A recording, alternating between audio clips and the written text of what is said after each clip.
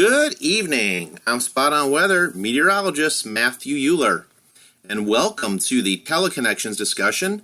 And even though it's the 18th of December now, 2021, I'm going to go ahead and do a Teleconnections discussion since it's been a couple weeks and kind of talk about what's going on. And not a lot has changed since I made this particular presentation on the 17th of December 2021. First of all, I'd like to say happy holidays to you and your family from Spot On Weather. We certainly appreciate everyone following us and giving us those kind compliments and overall very nice comments I've looked at from the videos. I'm getting a lot of feedback about those of you learning from these videos, and I really appreciate the fact that you guys are actually learning something really, really good. And so let's go ahead and kick off the video for this particular Teleconnections discussion. Now, there's a lot of things that have gone on. It's been about 2 weeks since I made my last video. And I'm going to go ahead and start things off by taking a look at the 500 millibar height anomalies. And this was as of yesterday, the 17th of December, 2021. Again, a lot of this is pretty much the same today as far as the upper air pattern and the setup. In general, you pay attention to that graphic on the left. Generally, the orange and the maroon colors, that whitish gray color, those colors indicate upper level ridges, and those are areas in the atmosphere where we see higher heights. And also, those ridges are associated with drier weather. And the stronger those ridges get, usually you get very, very mild conditions. The green and the blue and the purple shadings denote upper air troughs. And with upper air troughs, we typically get lower heights in the atmosphere. And we typically get much more unsettled weather, storminess, as well as cooler than normal temperatures. So looking at the graphic on the left, as we look at the 500 millibar level, this is 18,000 feet over our head here at the Earth's surface. Generally, I'll brief everything from west to east on that chart on the left. This chart, by the way, is the European Ensemble Prediction System. All right, so starting off from the left, we have an upper level trough, which is positioned, and let me go ahead and get my tools out. Let me see if I can get those tools up for you so I can point the different things out for you. Yeah, let's see.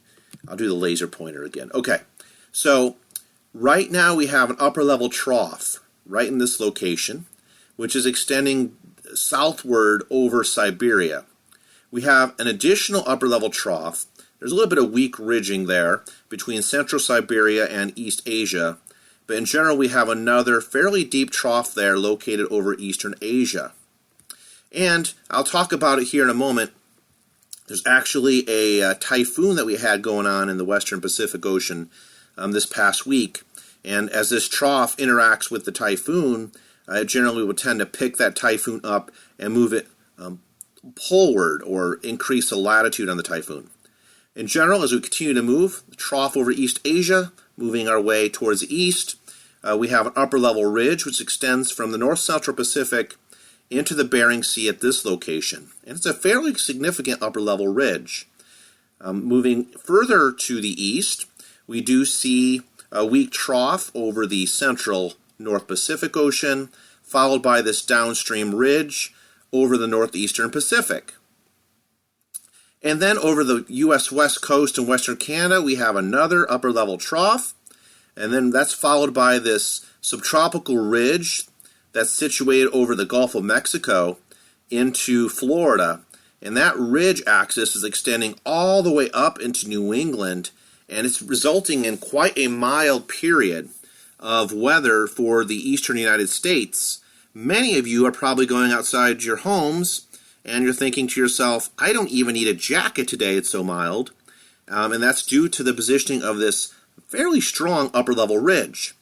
As we work our way into the Atlantic Ocean, we have an upper level trough over the central Atlantic, and then we have an upper level ridge positioned over northwestern Europe. Okay, so that's generally what's going on across the northern hemisphere right now. Why is this pattern so important? It ties in with the teleconnections, which we talk about every week. And so we look for specific upper wave patterns, is what we call it, where those troughs and ridges set up, because that really determines what type of weather we experience here in the United States, especially during the winter season. So looking now here at the Madden-Julian oscillation, the phases and areas of enhanced convection, as I talk about every week, we generally have the MJO divided from phases 1 to phase 8. So 1 to 8 are the phases. And in general, whenever we have convection or upward vertical motion, that's usually wherever these numbers correlate to. So for example, right now we have upward vertical motion over the Western Pacific. We have a lot of convection, a lot of thunderstorms, and in fact a typhoon basically formed from one of these thunderstorm clusters. So right now we're in MJO phase 7. So this is where we'd expect to see the convection. There's other type of areas where we look at, and we'll take a look at the satellite picture here in a moment, but in general phases 8 and 1 are closest to Africa with upper vertical motion or convection. Phases 2 and 3 is convection in the Indian Ocean. Phases 4 and 5 is associated with convection over the maritime continent of Australia. And then phases 6 and 7 Western Pacific, and then there's phase 8 closer to the international dateline. All right, so typically during a La Nina winter, we typically see high pressure over the eastern Pacific, and we have sinking air motion there. And then usually we have rising air motion in the western Pacific here around that 6 and 7, those phases. And that's exactly what we're seeing right now. So let's take a look at the Pacific satellite. And in general, what we have going on is we have an area of high pressure associated with the upper level ridge, which is poking into the northeastern Pacific. We generally have moisture, which is associated with these yellow and green colors, moving on the backside of the upper level ridge up towards the Gulf of Alaska. In general, it's pretty quiet along the U.S. West Coast. And as we go towards the western Pacific, this is that typhoon I was talking about. This is Typhoon 28 Whiskey. It was once a super typhoon as it made landfall in the Philippines. And now it's just a typhoon. It's actually been downgraded further here on the 18th of December. But this was as of yesterday. So we had convection. Look at these little clusters of storms associated with phase 7 of the MJO. So we have some convection in this location. That's exactly where we'd expect it to be with phase 7. Right? All right. So overall, this typhoon is getting picked up by these mid-latitude westerlies. So once you get north of 30 degrees latitude, this particular latitude line, the winds generally tend to blow from west to east. And as these tropical systems come poleward, they get absorbed by these extratropical troughs, and generally they move off fairly quickly to the northeast and east. So that's what's going on right now in the Pacific Ocean. Looking at the MJO temperature deposits here on the left, showing MJO phases 1 through 8. And in general, if you want cold and wintry type weather in the eastern U.S., you want phase 8, phase 1, and phase 2. If you want milder conditions, phase 3 is kind of closer to average. Phase 4 gets really mild, especially in the Ohio Valley. MJO phase 5 is quite warm east of the Mississippi River. And then you got phase 6, also quite warm in the eastern U.S. And right now we're operating in phase 7 of the MJO. And the MJO has really become active. I mean, the further you get away from this inner circle here, the greater the amplitude of the MJO and the more impactful it becomes.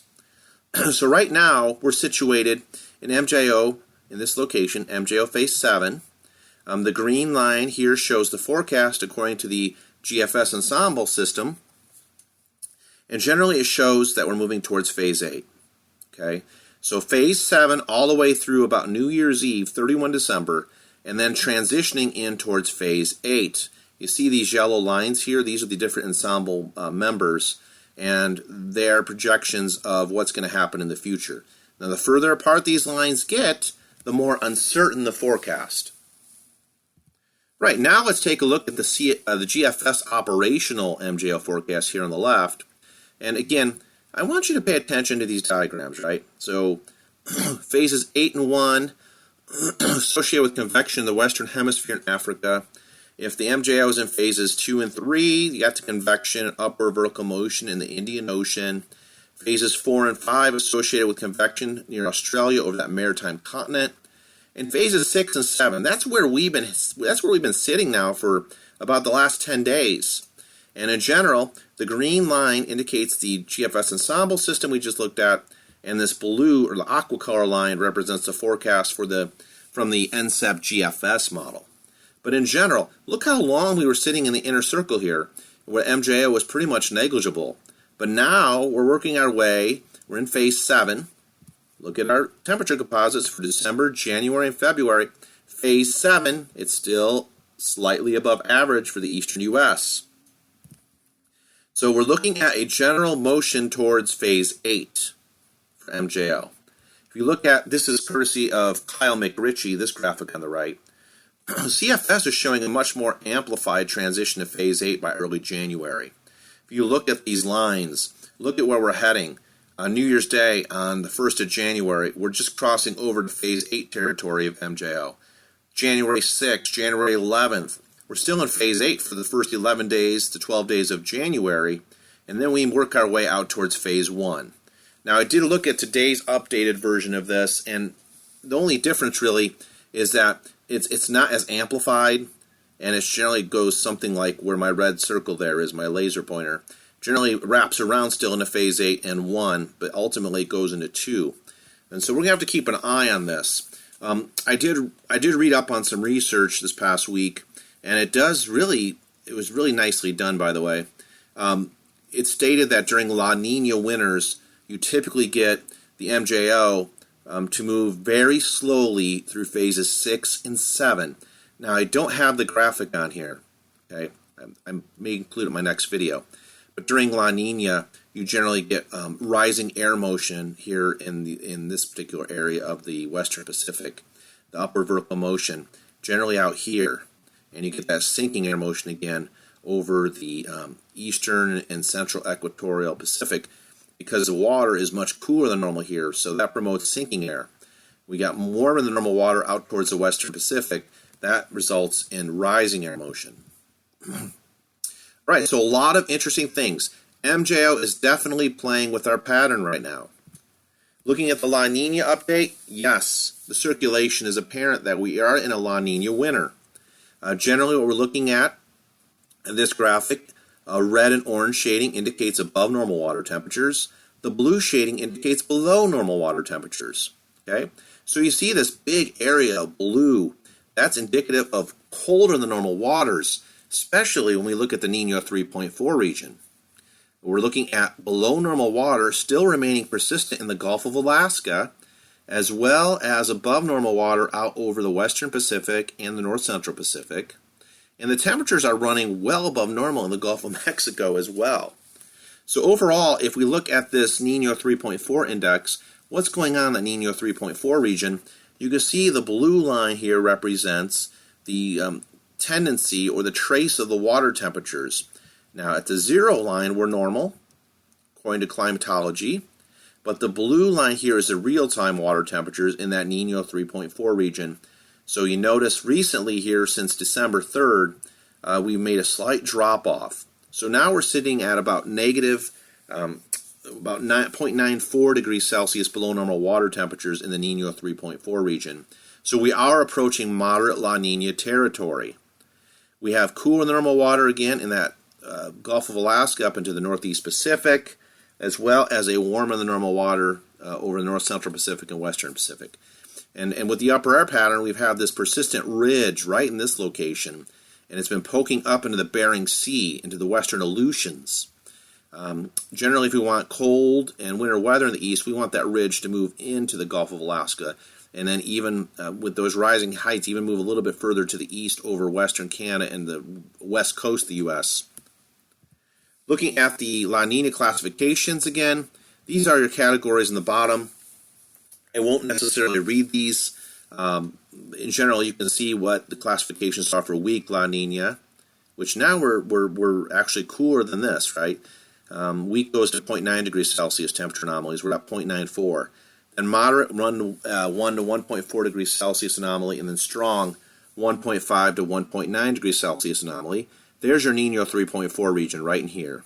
Okay, this is what NOAA looks at as far as water temperatures. Are they running above or below normal? If they're above normal in this region, we may be dealing with an El Nino. If they're below normal, we're dealing with a La Nina, which we're now seeing for the second consecutive winter.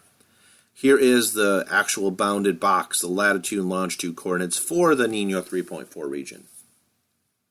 So now let's go into the teleconnections. Let's start with the Arctic Oscillation AO forecast. This really hasn't changed between yesterday and today. Generally, a negative AO, what you have for an upper air pattern with your synoptic features is on the left, and your positive AO pattern is on the right. Big difference is, again, with a negative AO, we typically get much colder in the eastern United States, the Midwest to the East Coast, much colder during a negative AO. With a positive AO, we have a milder flow of air that comes from the Pacific and basically goes all the way across the United States from the west to the East Coast, and a more zonal jet stream. And also with a positive AO, notice where all the Arctic air stays, well to the north of the United States. So here is the forecast for the European deterministic model for the AO. Generally situated in this location, we are diving negative now in the AO. We are slightly negative, but it's going to continue to dive negative. And look how significantly negative this Arctic oscillation is forecast to become as we head towards the final few days of the 2021 year. The EPS, European EPS, AO 50 perturb members, we look at this green line, that's your ensemble mean. Look at this. I mean, negative, negative, negative, negative. Now, the last video I did 2 weeks ago, this was all positive. So it's almost like the models have flipped. The European EPS AO 50 perturb members, now this one goes out a little bit further, goes all the way out until late January. And notice this big drop off in the AO right before the winter solstice, and then it slowly climbs back up towards neutral, but that's not until around the 8th or 9th of January. The GFS deterministic AO forecast, again, negative, negative, negative, and then slightly closer to neutral as we get, it's slightly negative still, but getting closer to neutral as we head into the new year. And then the NCEP GEFS V12 AO 30 perturb members, negative AO throughout, all the way to the 2nd of January. Now for the North Atlantic Oscillation forecast, the NAO. Generally with a positive NAO phase, you have more of a west to east jet stream, and you have milder conditions along the U.S. East Coast. With a negative NAO phase, we have a completely different situation. We have a deep trough over the eastern United States, colder than normal temperatures. Sometimes you get those nor'easters, those big-time coastal winter storms, get some snow on the East Coast cities. And then you get this huge upper-level ridge, and I'm going to show you the ensembles in a bit, and you're going to see these big, huge upper-level ridge in this particular location. And then we have another dip in the jet stream into Europe, and it's warmer and wetter across the Mediterranean, Italy, working its way eastward. So let's take a look at the model forecast, the European deterministic NAO forecast. Wow, look at this crash, all right? So the European deterministic shows the NAO coming down to a negative level, and it remains negative right on through the end of December. And that's associated with this huge upper-level ridge, this blocking pattern in the northwest Atlantic. The European EPS, NAO 50 perturb members, the green line represents ensemble mean.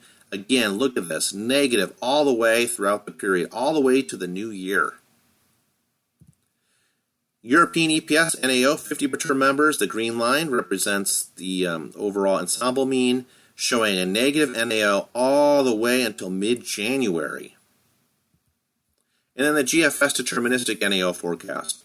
Another drop-off according to this model with GFS, and then just remaining negative throughout, all the way through to January. And finally, the NCEP GEFS V12 NAO forecast. Green line represents the ensemble mean, and look at that, negative all the way through to January.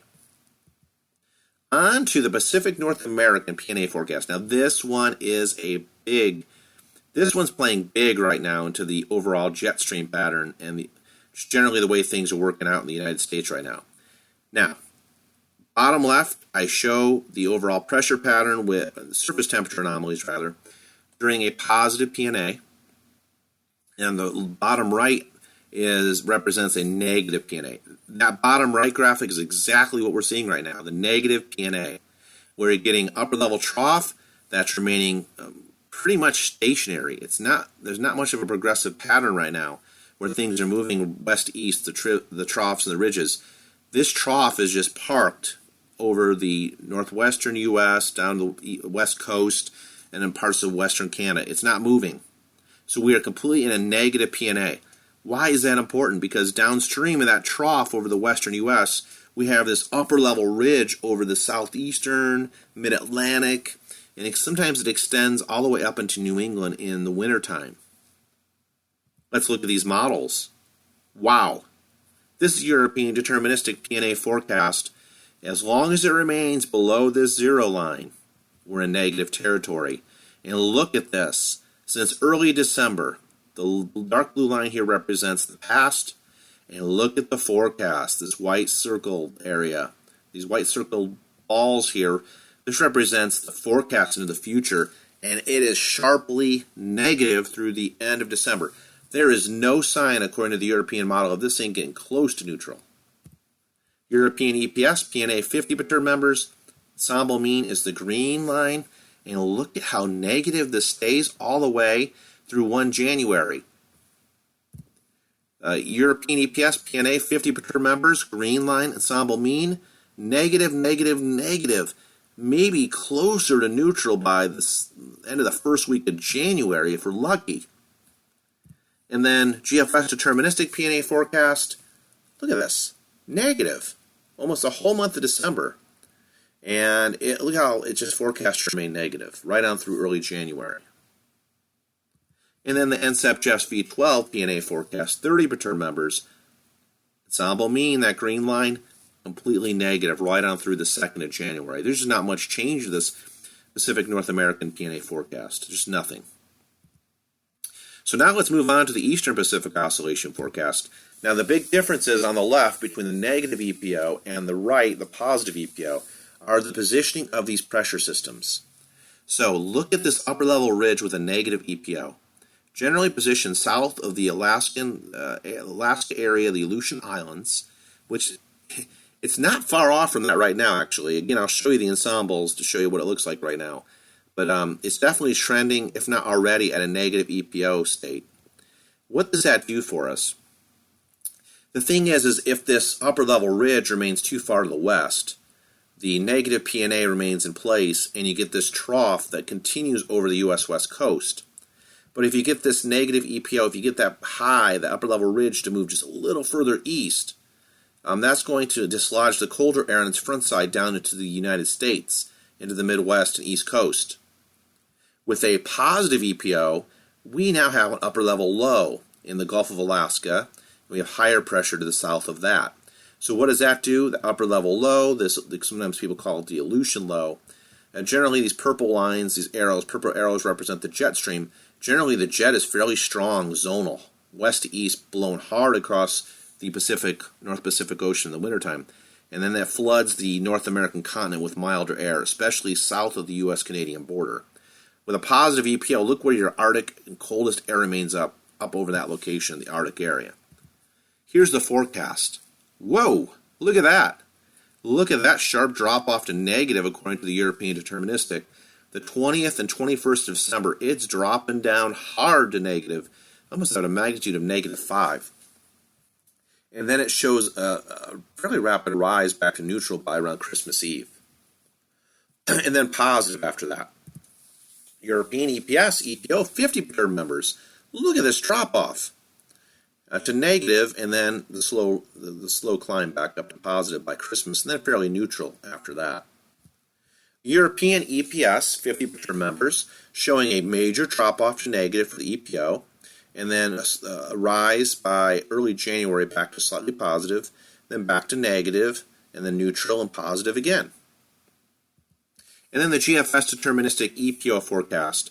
look at the drop-off. All the models are showing this sharp drop-off to negative territory, eventually rising towards neutral, back down again negative, and then back up towards neutral. Finally, the NCEP GEFS V12 EPO 30 members, sharp drop negative, back up towards neutral by Christmas Day, and then back down negative again the last few days of December into early January. All right, so right now, I just want to cover this real quick. We'll go backtrack here really quick. So, the model forecast for the AL, negative, negative, negative, negative, negative. Negative AO should give us colder temperatures in the eastern United States. Look at that chart on the left. Okay? That's a more amplified meridional jet stream that's going to help transport much colder air from Canada down into the United States, especially the Midwest, and eventually over to the East Coast. So cold, according to the AO forecast, is what we should see in the east. NAO, negative. That should be cold, right? Look at this. Negative NAO on the right typically have a much more amplified jet stream, polar front jet stream. You get a deeper trough in the east, and you tend to get colder than normal temperatures, and also get stormier. Okay, so AO indicating cold in the east, NAO indicating cold in the east. PNA, no. PNA, no. PNA is indicating milder than normal temperatures in the eastern U.S., okay? Because it's negative on this model, negative on that model, negative on that model, negative on that model, and negative on that model, all right? So, confidence is high that PNA remains negative. Now, maybe by early January that PNA gets closer to neutral. We'll have to wait and see. EPO, so bottom line, negative PNA, mild eastern U.S. Okay, so we got two teleconnections telling us colder than normal, one telling us milder than normal, and now the EPO telling us colder than normal here as we head towards late December, and then potentially milder than normal as we head into the last few days of December into early January, potentially. Okay. Now on to the polar vortex update. Of course, this is a very important thing we need to look at in the winter season, the stratospheric polar vortex. What's going on at 10 millibars above our head, at 18 miles above where we live here on the ground? This is the GFS forecast. Graphic on the left shows 17 December. Graphic on the right shows a forecast a week out to Christmas Eve, 24 December on the right. Green and purple colors indicate colder temperatures in the stratosphere. This orange shading, or these lighter oranges and darker oranges colors, indicate warmer than normal temperatures in the stratosphere, okay? So generally, what we're looking at, according to the GFS, is a stratospheric polar vortex getting bombarded pretty good by two upper-level ridges, one in the North Pacific and one in the North Atlantic. Over time, those upper-level ridges kind of merge at the higher latitudes. I like to call it a ridge bridge. But in general, that should result in potential weakening. Potentially, if it's strong enough, we could get a sudden stratospheric warming event. We could get an actual fragmented, a multiple split of the polar vortex. But if it's not as strong, the wave activity flux, or those waves as they break from the troposphere to the stratosphere, if they're not very strong, it'll just generally tend to lead to elongation or stretching of the stratospheric polar vortex. Looking at European model polar vortex update, very similar. We have warming in the stratosphere, generally weakening the polar vortex.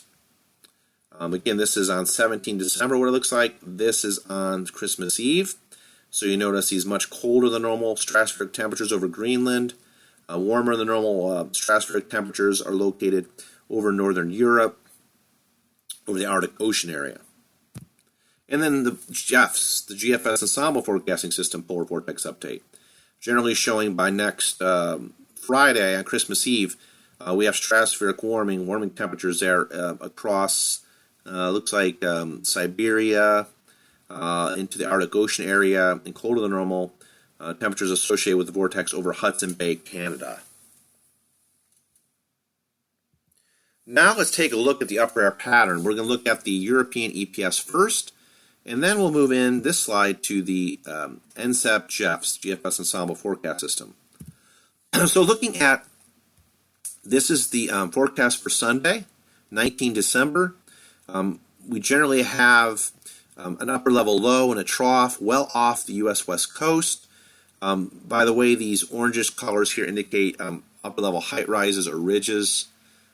Again, this is a ridge, the white color here, the troughs, okay? We have a little bit of troughing tomorrow that's moving into the eastern United States.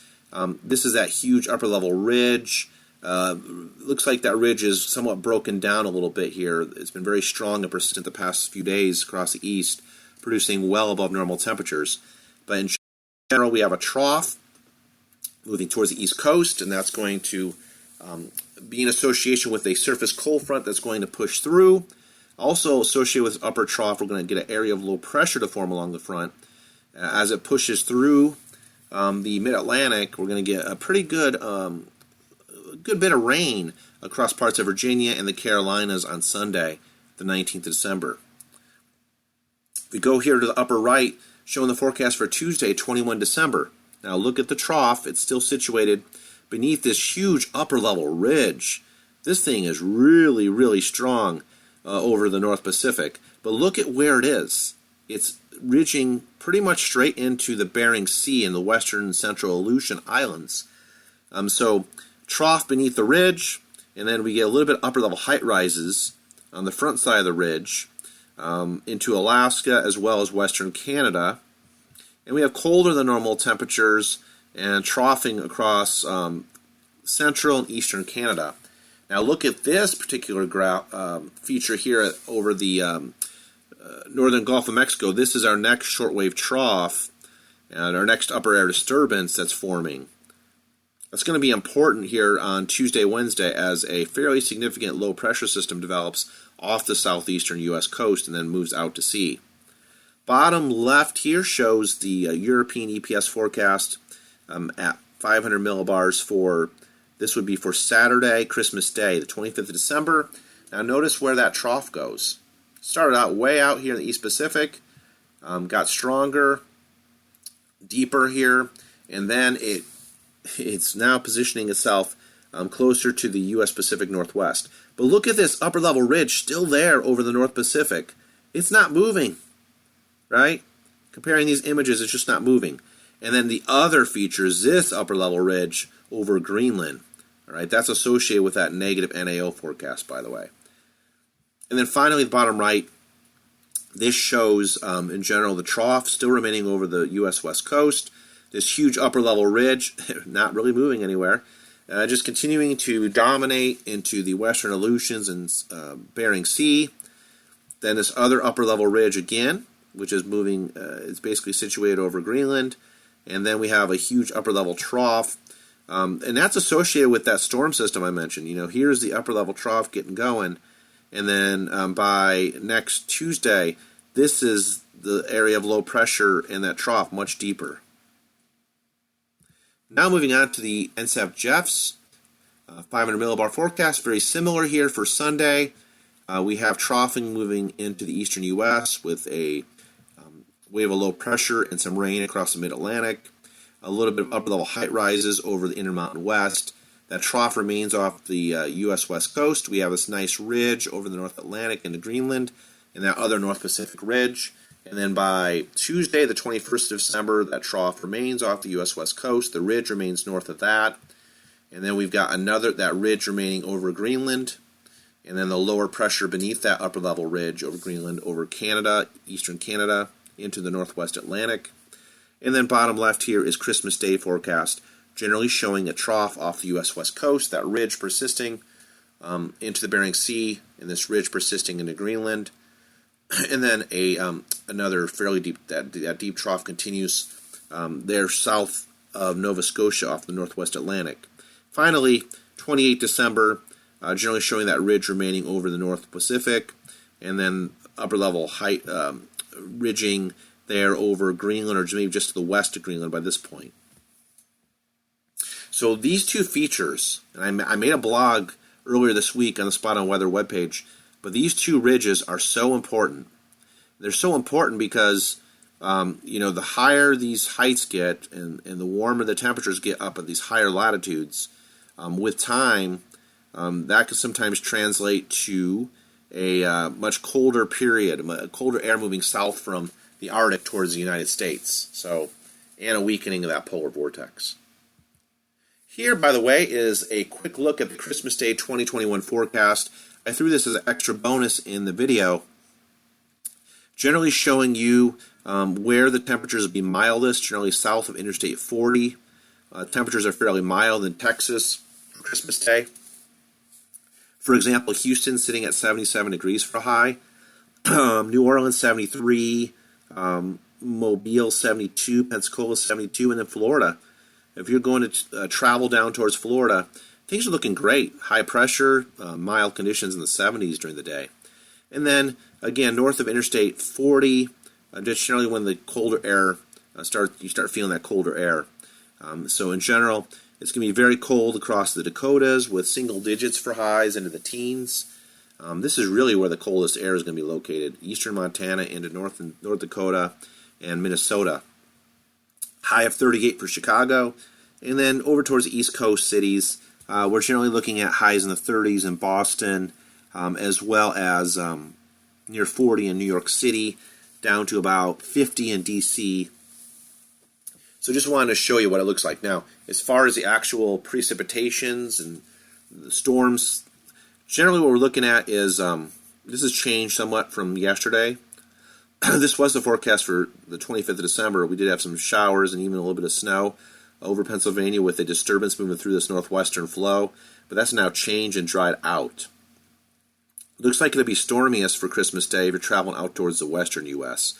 with that trough continuing. All right, so here's my final thoughts for tonight's video. There's a lot of things that are very interesting tonight. Watching these teleconnections very closely and potential pattern changes. So we start with the Madden-Julian oscillation, MJO. That's in phase 7, and we expect the gradual transition to phase 8 after 31 December. So, are we expecting a major pattern change based on MJO? It's taking its sweet time in phase 7. I've watched the trends the last week. It's not moving very quickly towards phase 8. Remember, phase 8 and phase 1 are fairly cold phases for the eastern U.S. But really, we will see some shots of cold air in the east between now and New Year's Eve, but we're not expecting any long-lasting cold. We're expecting phase 7 to eventually transition to that phase 8. Now, that phase 8, again, favors the trough and the colder temps across the eastern U.S. Now, some of the models are starting to indicate this right after 1 January as we head into like 2 and 3 and 4 January. I took a look at the models, and they're starting to indicate that phase 8 look. Now, La Nina conditions across the equatorial eastern and central Pacific continue, where we have a 0.94 degrees Celsius below normal water temperature anomaly in Nino 3.4 region. This will favor ridge and mild temps across the eastern U.S. Sea surface temperature anomalies, cooler than normal water across the Gulf of Alaska and the Northeast Pacific, and we have warmer than normal water over the north central and western Pacific Ocean. This favors ridge, the upper level ridge, and mild temps across the east. And then models are indicating a negative phase in the AO through the end of December. This favors colder temperatures across the eastern U.S. We typically get higher pressure and warmer temperatures over the Arctic and lower pressure and colder temperatures over the mid-latitudes with a negative AO. And of course, the stronger that AO goes negative, the greater the potential impacts. And then models are indicating a negative phase in the North Atlantic Oscillation, NAO through end of December. This is due to that strong upper level ridging that we were looking at on the ensembles, right in this location. You see it right here. Okay. So we expect that negative NAO to persist for quite some time, potentially even extending all the way into early January, which that would favor colder temperatures across the eastern U.S. Finally, the models are indicating a sharply negative PNA pattern through the end of December. Now, that's not what you want if you want cold in the east. And most people are tweeting about this in the weather Twitterverse about how that negative PNA is that's the one key. Between the MJO and the PNA, those are the two real big keys to getting the pattern flip to where we get colder temperatures in the east and potential winter storms. So with a sharply negative PNA, those below normal heights in the trough are going to remain over the western U.S. and Canada, with higher than normal heights in the ridge and mild temps across the eastern U.S. That's what that favors. Models are indicating a sharply negative EPO through the 24th of December, and then neutral to slightly positive the last week of December. And with a negative EPO, that favors, I think I got this back. I got this mixed up, don't I? Negative EPO actually favors, no, I got this right. Negative EPO actually favors an upper level ridge and mild temps over the Northeast Pacific and Gulf of Alaska, while the positive EPO favors upper level trough and cold temps across the Northeast Pacific and Gulf of Alaska. Then the models are also indicating a weakening stratospheric polar vortex through late December. Nothing major, but still weakening nonetheless. This generally favors colder temperatures across the U.S. as a whole, excuse me, with a warmer Arctic and colder mid-latitude concept through early January. So overall assessment of today's teleconnections, that sharply negative PNA, the cooler water temperature anomalies in the Northeast Pacific, and the La Nina, that favors a milder regime in the eastern U.S. And I made a blog earlier this week on the Spot on Weather Weebly page, and I entitled it Anti-Winter Protesters. And I focused on four main anti-winter protesters that included the negative PNA, the water temperature anomaly distribution in the Northeast Pacific, La Nina, okay, and the MJO. Those were my four, if you want to call them villains of winter, if you like cold and winter weather in the east, those would be your villains of winter. So right now, we have three of these teleconnections, and actually four with MJO sitting in phase 7 right now. Four that are indicating milder temps in the east. Then we have a negative AO-NAO, weakening stratospheric polar vortex. Those favor a pattern change in a colder regime over the eastern U.S. over the next 10 days. So, I talk about destructive interference. Four teleconnections favoring milder temps, 3 favoring colder temperatures. This might average out, okay, to where you get these occasional troughs shooting east, and then they quickly pull out, followed by a period of milder weather and weak ridging before the next trough moves in. This very well could happen from coast to coast. So I think 3 main options are going to occur based on these teleconnections, honestly. First, the first option that could happen, the Pacific teleconnections will overpower the Atlantic teleconnections, and we'll see a milder eastern U.S.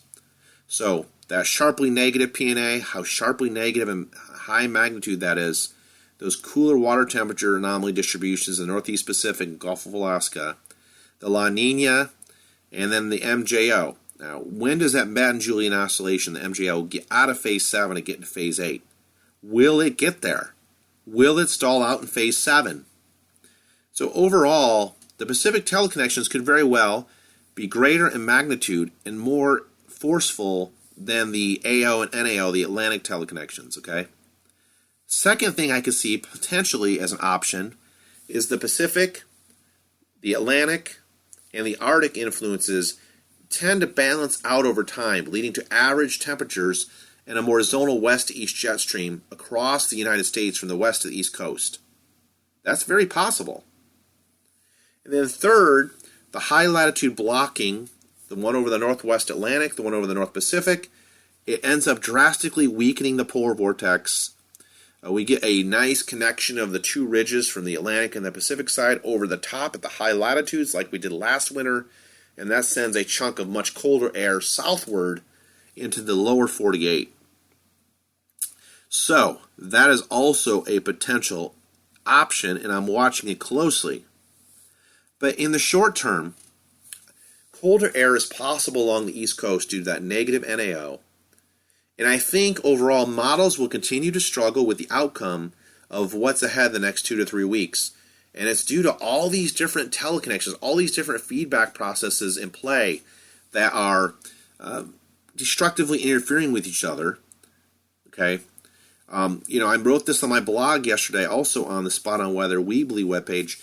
I talked about what I really foresee happening over the next 10 days. I really could see it being a case of where you get troughing and colder temperatures along the immediate east coast down the eastern seaboard, and then a trough over the western U.S. with that negative P&A.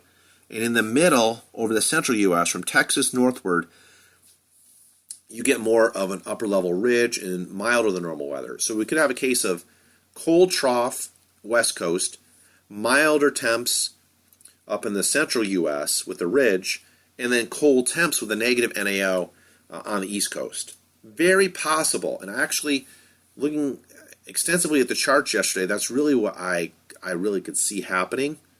But again, it's the positioning of these upper-level ridges. It's very important.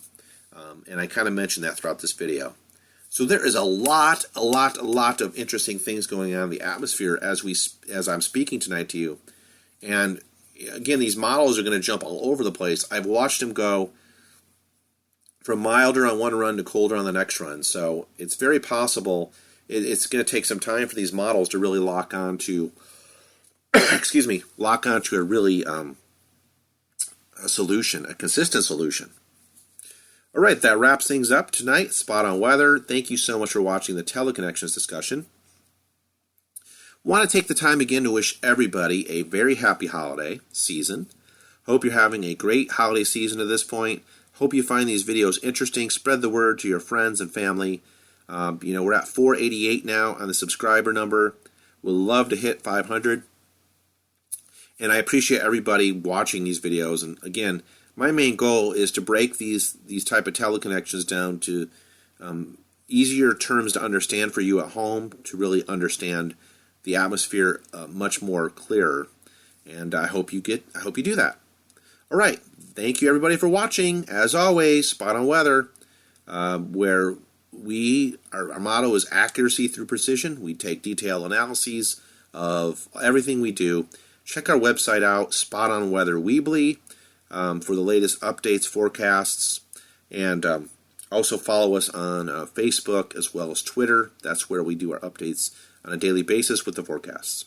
Thank you so much for watching, everybody. Happy holidays, and God bless.